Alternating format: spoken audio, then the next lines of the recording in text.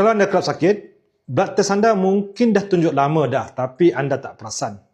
Ramai orang tengok result normal tapi sebenarnya tak faham apa maksud white blood cells.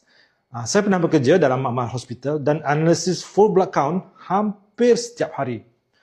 Sel darah putih ialah tentera sistem imun kita. Tapi bukan satu jenis ya. Contohnya kita ada neutrophils yang tinggi, tandanya badan tengah melawan jangkitan bakteria.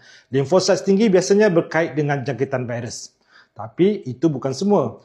Differential count juga boleh beri petunjuk kepada alahan dan jangkitan parasit, penyakit autoimun, keradangan kronik dan lebih serius, leukemia, limfoma, fungsi sumsum tulang, sistem imunnya lemah dan reaksi terhadap ubat ataupun kerosakan tisu.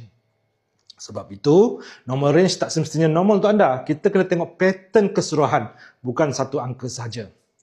Sokongan sistem imun bukan hanya bila sakit, tapi apa yang kita ambil setiap hari. Nutrika contohnya mengandungi cina susu harimau, vitamin C, grape seed, cengkeh, moringa. So gabungan ini membantu menyokong sistem imun dan kesihatan dalaman. Kalau anda pernah buat blood test, comment check. Saya boleh bantu explain secara umum.